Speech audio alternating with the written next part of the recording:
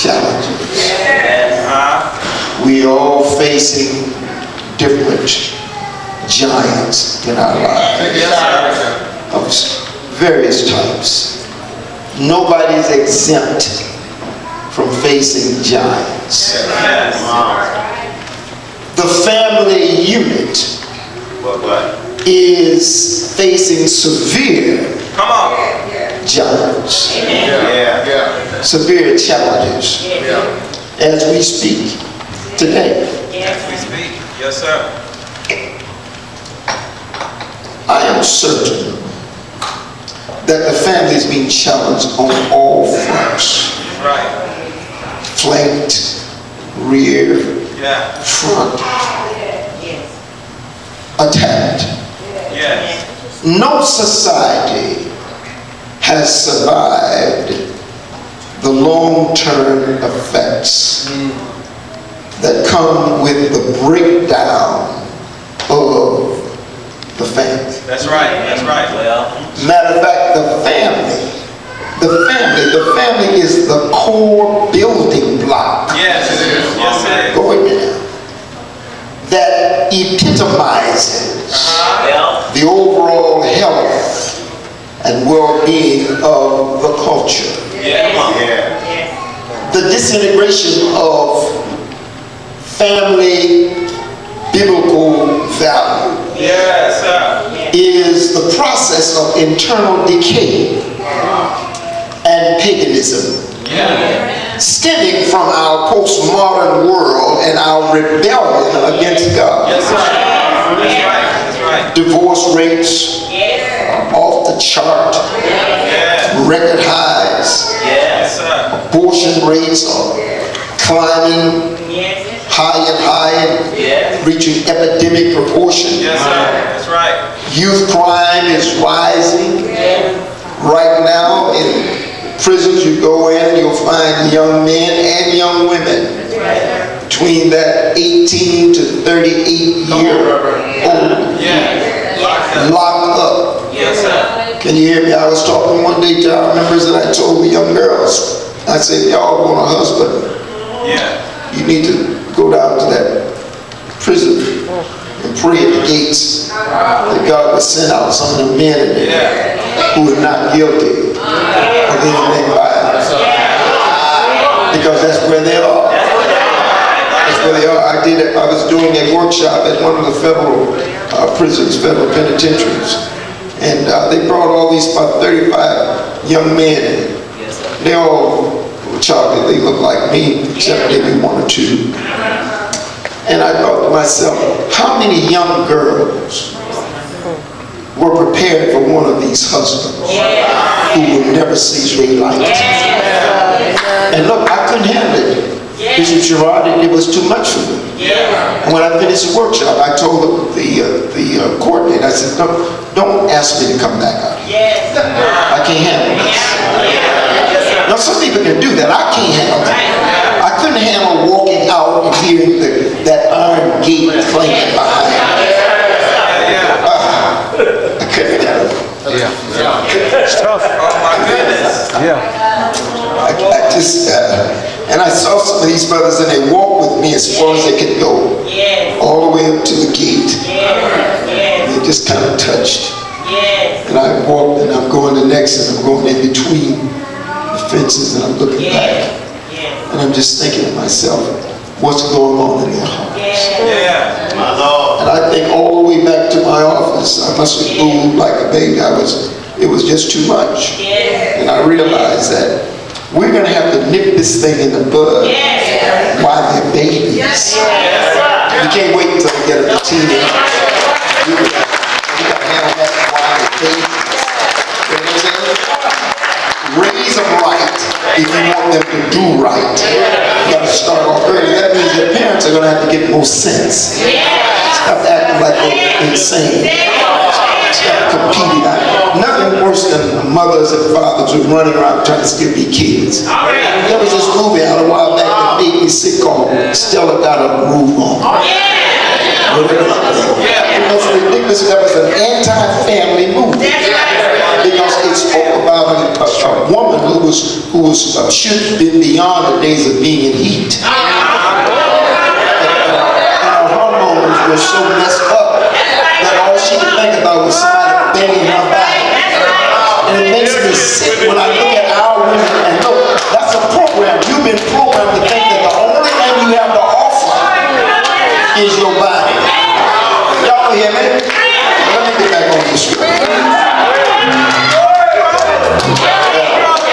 I was taking my gloves off too quick. Warm up your dance body. Your little rope-a-dope.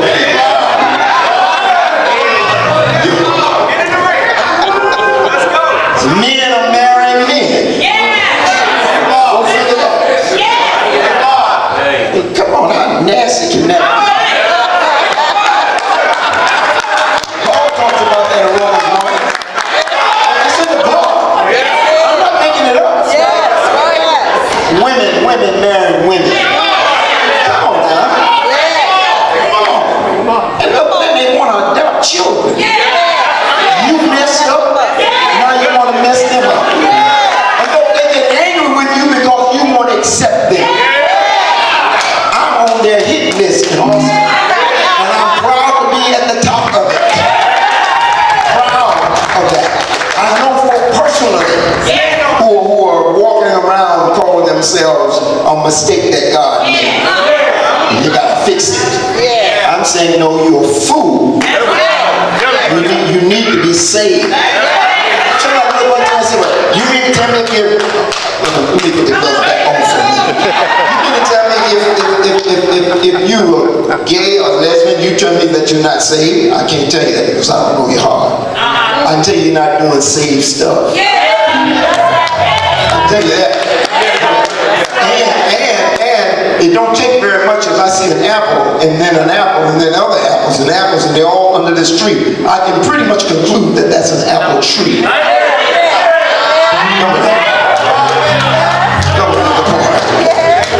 The Lord Church has failed the family. Let's get these gloves off. We failed the family. Yeah, we do great at having church. We're good at that. We're good at the praise. We're good at the worship thing. We're good at the preaching. We're good at all that stuff. But we didn't fail the family. The community that I know the most about is the black community, but I've done a lot in other communities too. And I have to tell you that this is epidemic. As a matter of fact, it's pandemic. It's black, white, brown, it's red. Every family today is suffering because the modern church has failed. Don't hear me, do you? My brothers and sisters, weak people in the pews reflect weak preachers in the pulpit. You wouldn't have weak pews if you didn't have weak pastors. When you're more concerned about your stuff, your thing, your prestige and your image, you're more concerned about that. Folk talking about the ice they have on their hand, stuff they're able to put around. Look. God's not even impressed with that. You know what? There's a rule that I'd like to share tonight. Don't get impressed with anything that God's not impressed with. That'll change your life. Tonight, it'll change your life tonight. And look. The B part of that statement is get impressed with wherever God is impressed with. What is it that God is impressed with? Well, He made the family before He made anything. Any living thing that walks around on two legs and can talk and call themselves the image of God was part of the family that God made. Can y'all hear me? Yes. But government wasn't in place. Church wasn't in place. Schools were not in place. The family preceded all of that. And look, to show you how serious God is, He said, let us make an Elohim. He's talking here about the plural, the Elohim. Let us. And so God is really about family. Can you hear me? And we have actually blown it. Giants against us. Goliath, the giant, came against Israel. You know the story. Came against Israel with all of his height, width, breadth. Yes, sir. He had a shield and sword that was bigger than the men that he was going to fight with. Yeah. One stat says that just the shield alone was about 125 pounds. Come on, baby. One other said that the head of his spear was the weight of a shot put. But to him it was no big deal, because when you're almost 10 feet tall and you got all of that body built in you, you're a war machine. You were made to fight.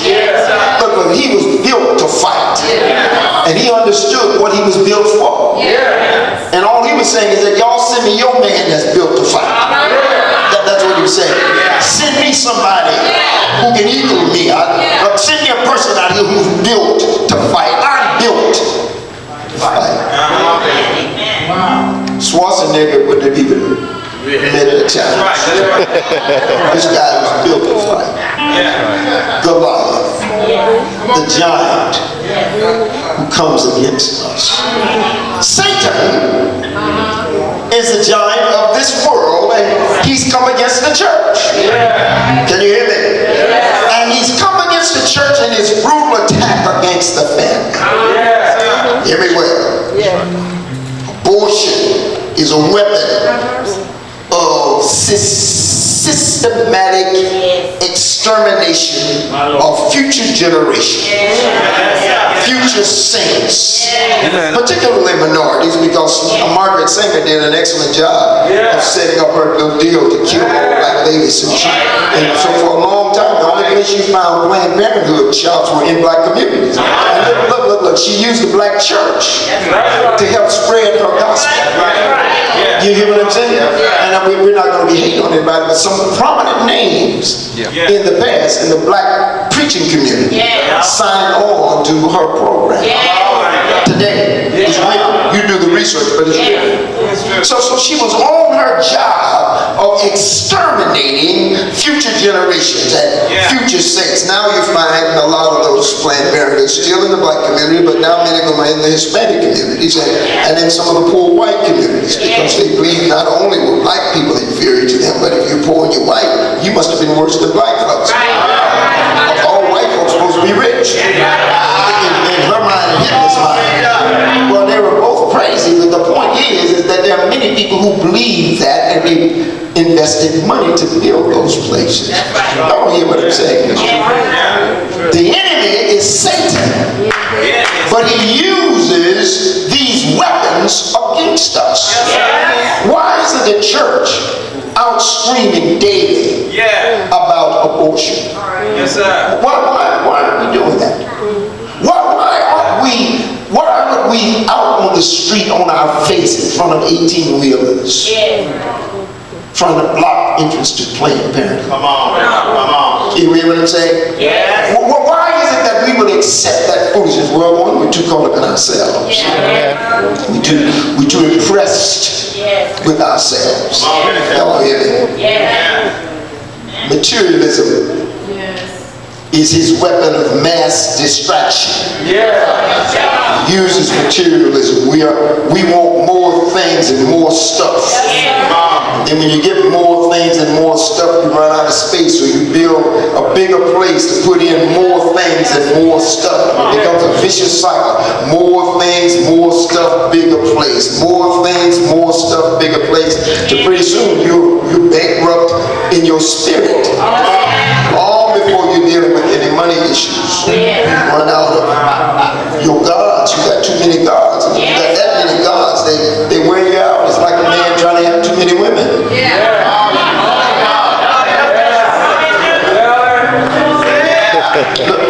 God knew what he was doing when he said one. He did. He understood that. So if I'm talking to anybody in here now, I'm talking to you. If you're here, if find yourself, step out of that because you're in the wrong program. Ignorance of the truth is a weapon that the enemy uses to keep us enslaved. Can you hear me? Yeah. I base that on what Jesus said. Ye shall know the truth. Know the truth. And it will make you free. So if I'm enslaved, it must mean I don't know the truth, which means I'm ignorant. All of us are ignorant in some areas. But there's certain basic things that everybody's supposed to have some sense about. And you start off with the Word of God. Programs from your past. You got mama issues and daddy issues. And they're dictating and determining how you get along with other people, your relationships, and even with your marriage. It breaks up marriages every day because of daddy issues and mama issues that were never dealt with. Old tapes and old scripts, those things exist, and they cause us to keep trying to measure up to the lowest common denominator. The lowest standard. We find ourselves dealing with mediocrity because that becomes our norm. And then we have the weapons of fear of failure. Come on, somebody. Or now we're getting more deadly. They're more stealth. But the fear of rejection, the fear of shame, those weapons cause us to run and hide. It was no accident that Adam ran and hid from God. So anytime you step into sin, you immediately take on those fears. Since God was the only one who could provide you complete security and complete acceptance and complete significance, when you step out of His covering, now you have just the opposite. Fear of failure, fear of rejection, fear of shame. So no one ran and hid. Many of us are hiding. We're in the churches on Sundays, but we're hiding. Preachers are hiding. They preach messages that are designed to keep the people coming in so they can pay that note. Got to pay that note when you got a $6 million facility. You can't afford to be running anybody out your front door. Telling folks, this is the truth of God. This is what we preach here. Either hug it or don't be doing that. No, but we look for messages that are going to keep people coming. And then they got folk they have committees in the church. They made themselves committees of one, and they're there to keep the pastor sane. And they come in and say, Pastor, you don't need to be saying those words because we got to meet these notes and we got to pay these bills. So you need to lighten up on this, Pastor. And the pastor say, well, I guess I could have said it a different way. I could have perhaps taken some of the edge off of it. Hello, you ever cut something with a dull knife? You gotta keep that boy sharp. The Word of God is sharp. Two-edged sword that cuts going in and coming out. You can't be taking the edge off the Word of God.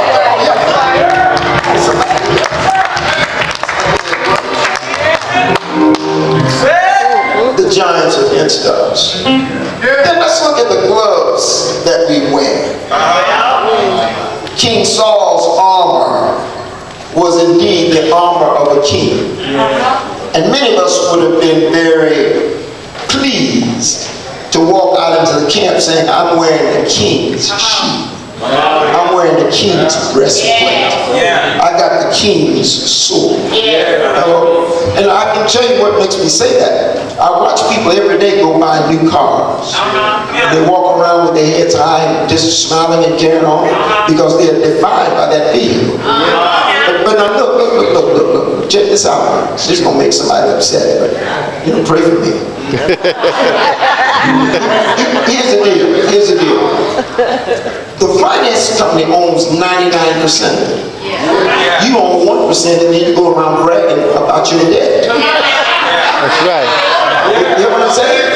That don't make sense. One of the reasons the church is failing our families is because the church is only selling this concept of having stuff and things and buying new stuff with money you don't have. So we go around with our chest stuck out and the finance guy will pick your collar. Miss the notes and see what happens. If you try to leave town, they say, skip Tracy. That's right. And leave you wherever you are. You can walk home. They will take the car. You get up early in the morning, go out to your parking space and it's gone. Because it wasn't yours. That's been a lie from the enemy to make us think that we have ownership. You don't have ownership of anything unless you're able to direct its destiny.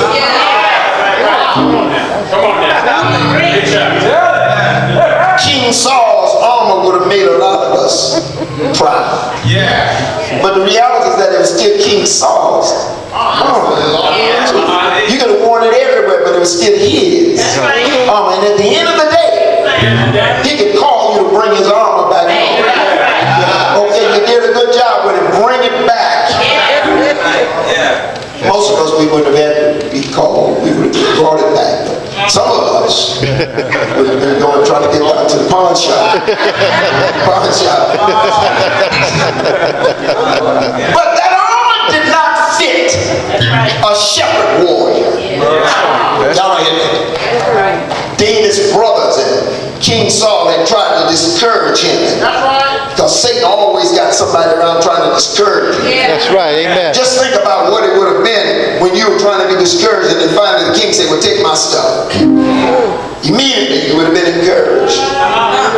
But it didn't fit the warrior shepherd, the shepherd warrior. When God designs you for something, then man's stuff won't work. God designed the church to provide and to fulfill a specific purpose. Man has come in and polluted it for their own purpose, and guess what? It's not working. No, we got a problem, and that's why I'm glad to be here among the brethren today. I think God's doing a new thing here. Can y'all hear me?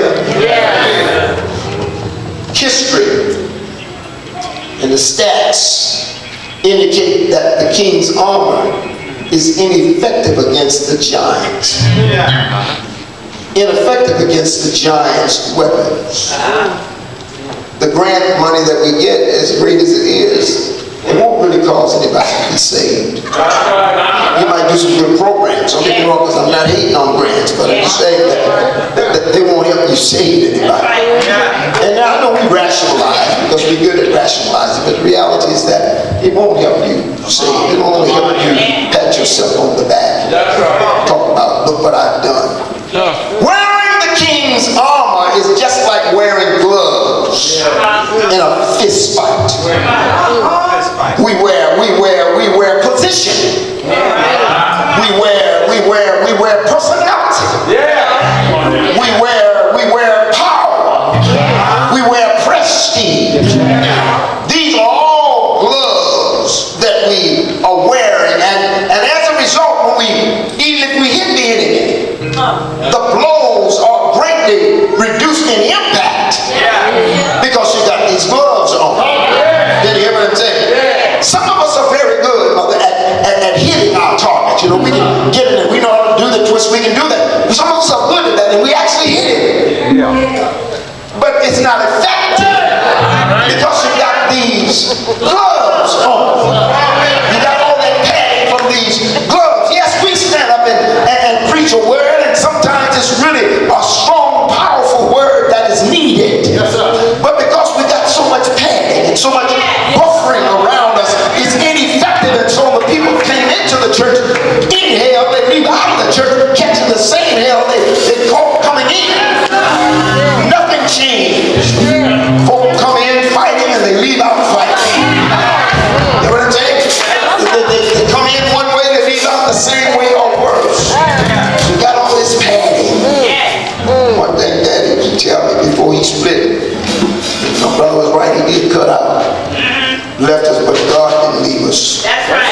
Still with us. One of the things when I was just a little bitty one, he would be carrying around, he liked to fight. He was a scrapper. One of my brothers is just like that. Actually, two of them, but one of them is really terrible in that area. He'll go to war in a minute. More crap. Yeah, more crap. But one of the things see, the show is that when it was time to go to war, you get really serious. Yes, sir. And you use what you have. You don't go trying to borrow stuff. You don't go buffering yourself. So when we go to war with the enemy, we got to get more serious about this in the battle. We got to get rid of this pride, get rid of this self-righteousness, get rid of this arrogance, get rid of it. No preacher has any business preaching the gospel and they're arrogant. I'm sorry. That's right. Amen. It doesn't line up with the book. No preacher has any business preaching the gospel and they're self-righteous. Because if you're self-righteous, then God's righteousness has no room, and God does not share his glory, and God will not compete with your foolishness. Y'all hear what I'm saying?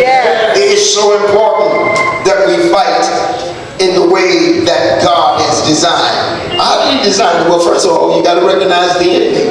We fight not against flesh and blood. So I know you want to cuss me out, but I'm not your problem. Yeah, I did say something dumb to you, and it was ridiculous, and I'm not apologizing for that. No, because I don't have enough sense to do it.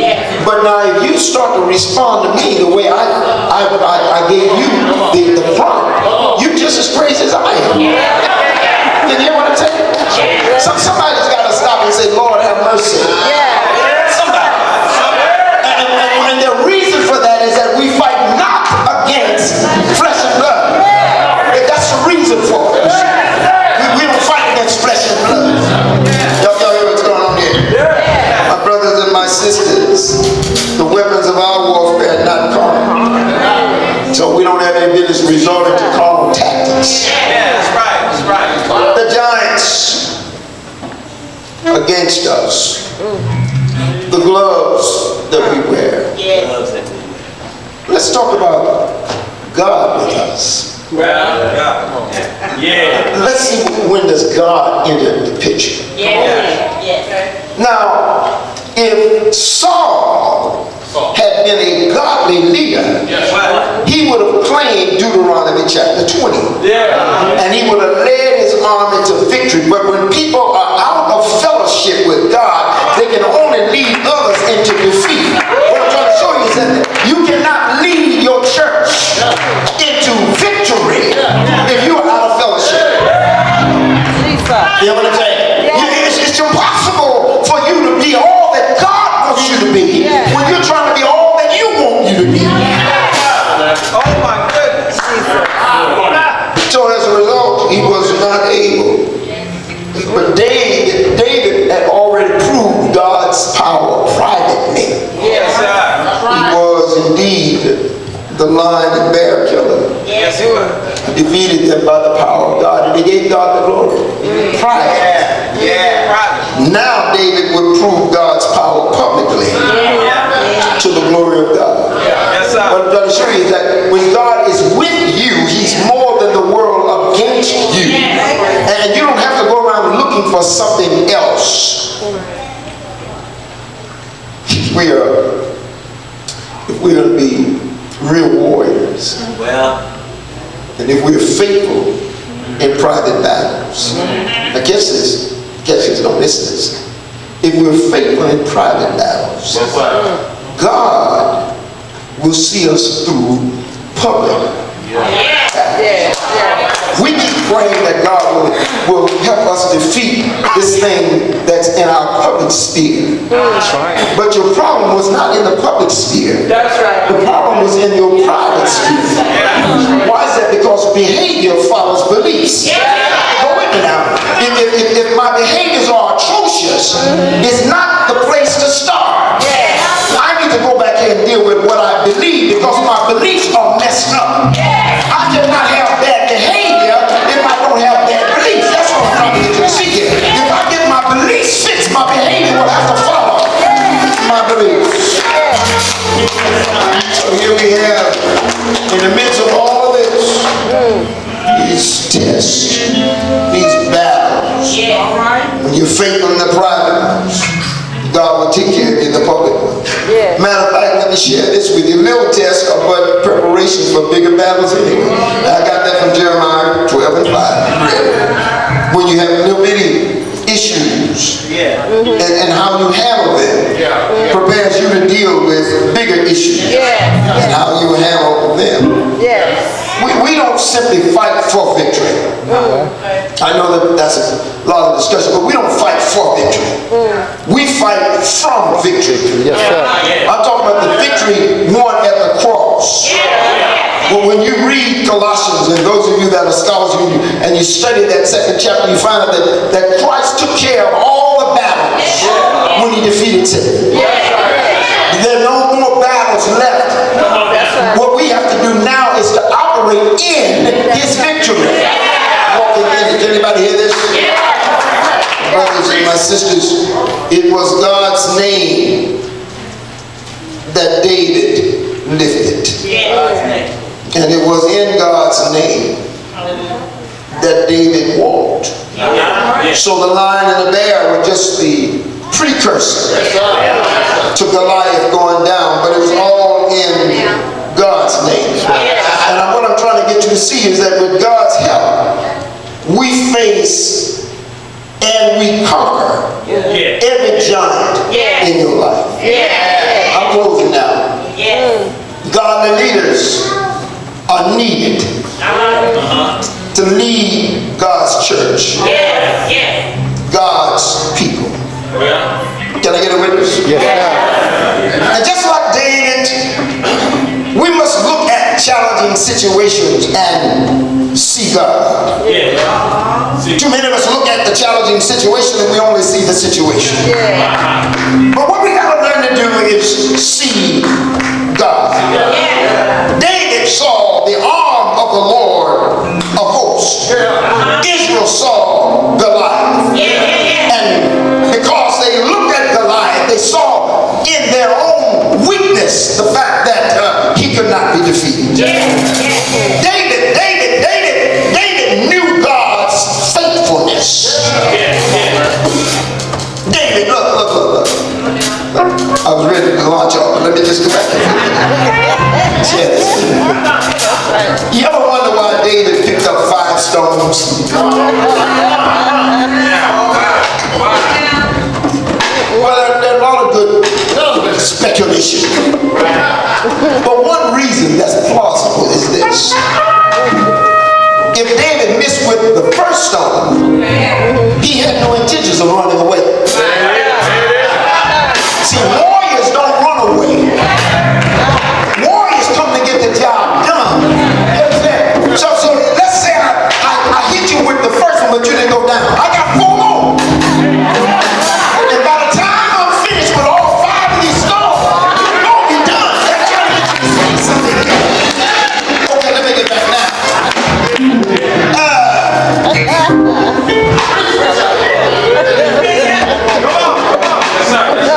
David is such a beautiful example to us. He had gone through many situations in his young life. And he was a authentic warrior shepherd. We've been called to action tonight by the Spirit of the living God. To do God's will in God's name for God's honor and for the deliverance of God's people. But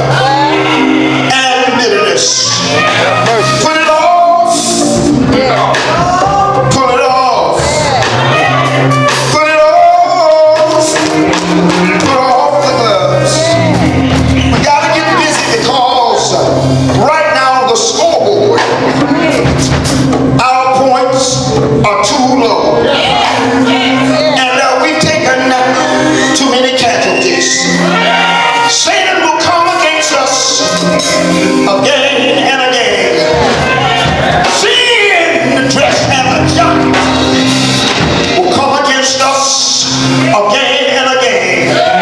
Oh Lord, the gloves of religion just won't do the job. Oh no, we can be very religious people and still not get the job done. But through the power of the Holy Ghost, no weapons formed against us shall prosper. To have a witness in the building. Let me close here with this last statement. I saw Jesus, walking up Golgotha's hill. Somebody said that it was all over, but I'm glad to tell you tonight that he was taking the gloves off. You see, it was time to give the knockout blow to our enemy, the devil, our adversary, that old devil. So the Bible said they nailed nails in his hands.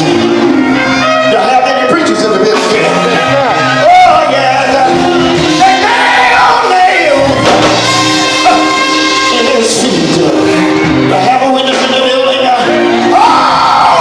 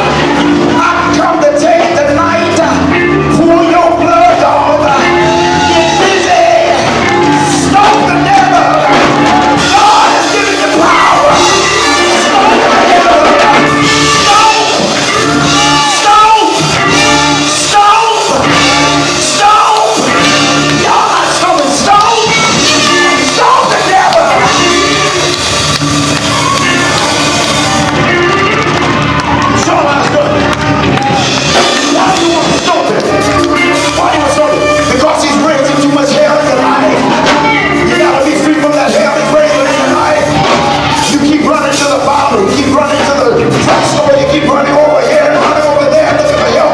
But I come to tell you, my help coming from the Lord. Your help,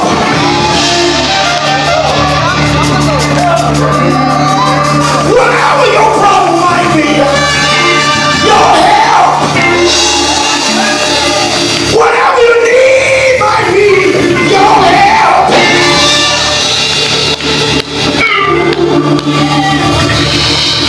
Stop looking down. Stop looking down. Your help come from, your help come from the Lord.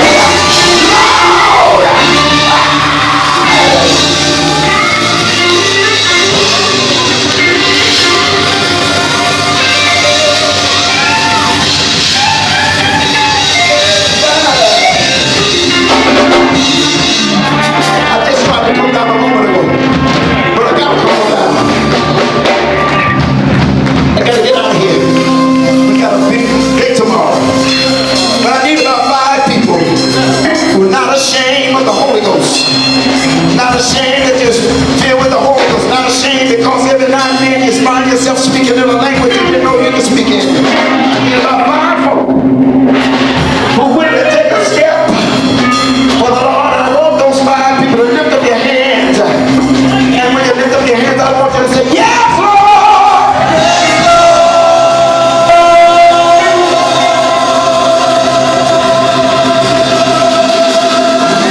No, I want you to get excited about it. Say, yes! Yes, Lord!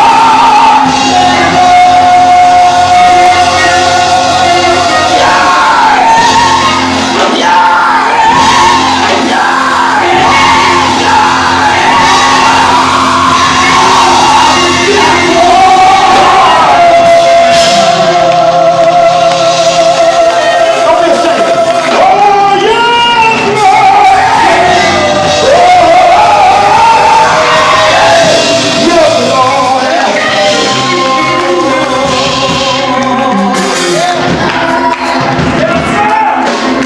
You may be trying to figure out what it's all about. But he's been too good to me. He's been too good to me. I can't sit down on him. I'm not too proud. He's been good to me. Anybody in the building? Oh, he's good to you. Oh, yeah. Oh, yeah.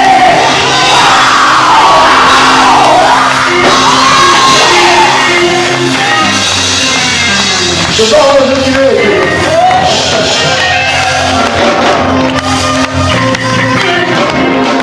The Lord is good to you.